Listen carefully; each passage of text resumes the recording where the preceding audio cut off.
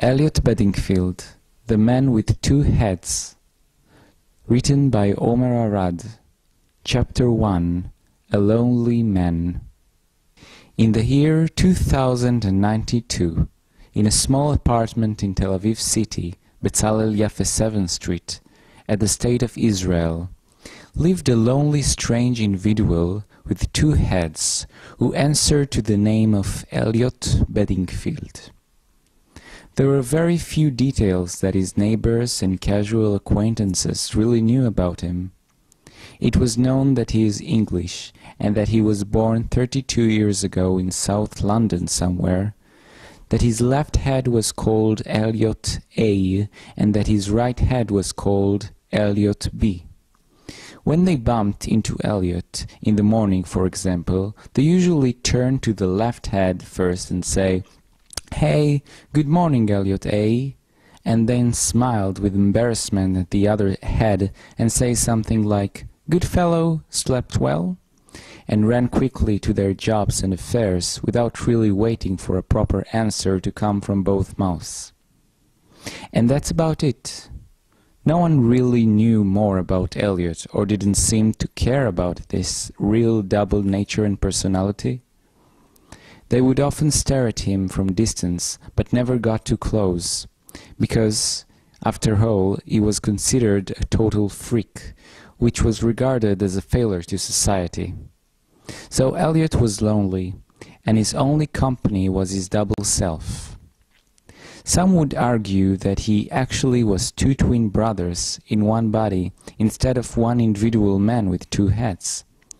Whatever the definition was, Eliott A and Eliott B enjoyed one another's company. They could chat with each other, share emotions, and even read each other's mind at times. Yes, they were friends. Eliott worked in a toy factory in Allenby Street from the early hours of the morning till late at night. He used to operate a big color machine that gave the electronic designed models their final touch. His employer, a giant big man, seemingly at heart and definitely in appearance, deliberately put Eliott in a place where his interaction with the other workers will be minimal. He thought it was for the best that Eliott will not attract attention, and even arranged that his break meals will be in a separate place. Eliott wasn't enthusiastic about having interaction with other people than himself, or one may put it, themselves. So he was happy with this arrangement. Eliott A used to call his employer in a nickname Job, and Eliott B called him Jobs. Maybe to remind the big boss that the people he puts under his white labor machine in the toy factory have a lot, maybe too much different and difficult things to do at the same time, as he noticed. But both heads generally like their boss, and that's what counts. Eliott loved to hear classical music while operating the machine. Job let him play it on his iPhone. Eliott A adored Mozart, especially his piano concertos. Eliott B loved the symphonies of Schumann. The two heads didn't argue though. They had a simple schedule. In the morning till noon, Mozart. From the afternoon till night, Schumann. The other workers could hear every day the music that came from the strange two-heads man that stood far away with his machine and glanced at each other. Some, mostly the new workers, lifted their shoulders up. They knew he was there. They didn't seem to get what sort of a creature he actually was, but that classical music that went along with the sound of the machines was perhaps the strangest thing of all about that being. But Eliott was a very good worker and knew his job well. He had been working there for 5 years. Job believed from Eliott's first job interview that his double intelligence may also give his one-man body a double physical strength, which was true. When the two blonde-haired, identical heads, with his gentleness quality and the almost woman-like endearing smile, concentrated on their work, they did wonders with the machine. and made the electronic toys and robots that meant to entertain millions of children in Israel and all around the world, a mysterious artistic light, something you can't achieve only with a machine, but with the help of two strong hands, and two sensitive heads and minds like Eliott had. This was the reason why Eliott was essential and important to the factory all those years, and why he himself was so pleased with his achievements there and dedicated all the hours of his awakened life to his work. But, in the point where our story begins, in the summer of August 2019, all of that was about to change. It was an early regular morning. The bird singing was heard loudly through Eliott's bedroom window at 6 a.m., and he woke up suddenly like a person that had a nightmare. His four identical eyes looked frightened and exhausted at the same time. Both Eliott A and B shook their heads slowly in a strange state of mind, with confusion. "I had a bizarre dream," said Eliott A. Eliott B didn't respond. Eliott A continued, "I was drowning in a deep yellow sand, drowning to death, but it was only me. You were somehow saved and stayed above the sand with your eyes opened with terror." Eliott B whispered, "I had a terrible dream too about drowning, only my dream was a bit different. I ran with no particular reason into a swimming pool with fishes. Suddenly I noticed there was a beautiful woman running next to me. She was well dressed and looked glamorous. I could sense she liked me, I mean my part of the head. She might have glanced at you, but really wanted me to, you know. So we ran together and were about to jump into the swimming pool, but the woman stopped suddenly and I stopped too. She came very close to me and whispered something in my ear. I don't remember the exact words, but I remember it felt soft and warm. Her tone of voice sounded like music I've never heard before.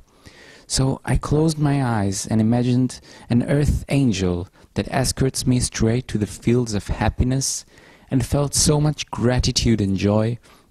It was the closest thing to a spiritual orgasm you can think of.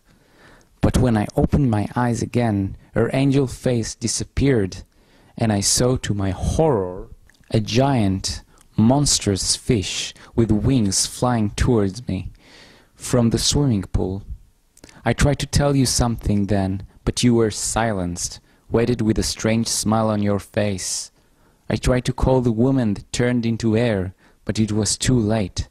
The monster got close, swallowed us whole, and we drowned inside her stomach, covered with other flying horrible tiny creatures that looked like they came from another far universe. And all that time, instead of dying, I was just thinking, now I'm a complete jerk. What a waste of time. That's it." Eliott A laughed. "I don't know why, but in a way your detailed horror dream sounds more optimistic than my simple own. Think, at least you had some kind of a love affair, and as you said, I was out. Well, lucky you." Eliott B started laughing too. "But it is always us, right? Let's face it." After his two heads shared each other's nightmarish dreams, Eliott slowly got up of bed and took a wet, cold shower that made him feel uneasy. Damn! He knew he should have ordered his tiny robot ADR-12 to fix that old boiler a long time ago, but ADR-12 needed to be fixed himself, and Eliott neglected him. He simply hadn't the time. But maybe he should have found time, since Eliott B was particularly sensitive, and cold water made his head shake, and the whole body reacted the same way. After that torture, brushing both teeth of both heads seems like a jelly cake indeed. Eliott got dressed. His magnetic clothes had electronic waves that came with past singles and were designed by their creator to stay always warm in any weather. That was Eliott comfort. "I'm grateful I'm living in this age," one of the heads, or both, whispered in his heart. It was the early icy morning of summer that Eliott met with those comfortable clothes when he left his apartment in Bezalel Yaffe 7th Street at 6:35 a.m. exactly, and went on foot to the toys factory. On the way down, he didn't meet any neighbors, so he wasn't bothered with the usual embarrassment that such a confrontation might cause. In the street, there were only few people. Eliott didn't pay attention if they stared at him. He walked fast, with confidence, to show the outside world he don't really care of what they might think about his appearance, and always looked straight ahead, just like he practiced himself to walk for years, since he was a child. After 7 minutes of fast walking, he was in the factory. One of the workers that came early to the factory, as Eliott did, was a short but muscular man whose name was Manny. Manny, who was the technician in charge of the cleaning robots, was one of the few workers that had the privilege to see Eliott face to both faces. He welcomed Eliott with a polite good morning, as he always said, without looking to a particular head. It seems Eliott A liked Manny better, because he was the one who answered good morning back, while Eliott B just continued to look straight ahead without responding. Eliott signed his fingerprint on the identity plate, as the workers used to call it, and walked toward the color machine. It was the same routine as always, only this early morning his 4 eyes saw something very unusual next to the machine, something they had never seen before. On the big long chair that was Eliott's chair, next to the machine, sat a giant electronic robot in the form of a woman, colored from its head to foot, with the perfect shape of a sexy femme fatale. It had a special nylon threads for hair, pure silicone with golden clay for breasts, and purple glassy eyes that shined with a sparkle when they touched a man's sight. This gold-colored form of a woman had incredible strength, and it started to operate the toy color machine that Eliott used to operate every day. Eliott A and B stared at the machine with almost the same stare of amazement. "What the hell is it?" whispered Eliott B. "Hell if I know," answered Eliott A. Eliott came closer to the robot. Excuse me, this is my chair," said Eliott A to the robot. The robot didn't answer and seemed to be focusing all his attention in operating the machine. Eliott B tried to talk to it. "Hey, this is my chair and my work. Would you please stop doing what you do and step aside?" "Come on, hurry," continued Eliott B with anger, and Eliott A added, "Does Job know about this? Will you please move?" Finally, at last, the woman robot stopped the machine and turned to Eliott. "Hello, my name is Belle. Mr. Lieberman said that from now on I'm in charge of the machine, and you are my assistants." Mr. Lieberman, as the woman robot called Belle said, was Adam Lieberman, Boss Job's real full name. Eliott was furious. "I'm your assistant?" asked Eliott B. "Is it a joke?" shouted Eliott A. "Job would never allow it. You're lying. I want to see Job immediately." "Unfortunately, Mr. Lieberman won't be here today," said the robot Belle. "So have him brought, please," shouted Eliott B. "Yes," continued Eliott A. "What is this crap?" Many, as well as other workers, listened to all this as if they were prepared to what's going to happen. Many came quickly to Eliott. "Eliott, take it easy. The robot tells you the truth. That was Adam's instruction." Eliott couldn't believe it. "Are you going to tell me that Job asked that damn robot to replace me and made me its assistants?" asked Eliott B. "Am I hearing correctly?" asked Eliott A. "Yes," said Manny, "you heard right." Eliott put each of his hands on his 2 heads, and both heads asked quietly and almost simultaneously, "Why?"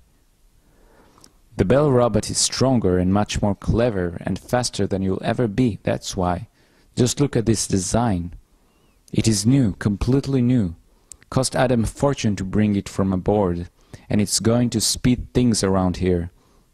Don't take it personally, but your two heads can't compete with this kind of a robot, I'm sorry. Both Eliotts looked sad now. But why Job didn't tell me that himself? Asked Eliott A. Why did he keep it a secret from me? After all the years I work here, asked Eliott B. One worker, not very pleasant, lost his patience hearing that and shouted at Eliott, "Be grateful you're still here, you two-heads freak!" Many shouted at the worker, "Shut your stupid mouth, loser!" But it didn't help Eliott. His anger and fury turned into a deep depression when he finally started to realize his position in the factories was abruptly changed. Many and the other workers returned to their work, and Eliott was left alone to deal with the new situation. He came close to the robot Bell. Eliott A looked confused and furious, while Eliott B was sadder, with a humiliated expression. Eliott A finally said to Bell with bitterness, "Well?" And Eliott B continued, "What am I to do as your assistant?"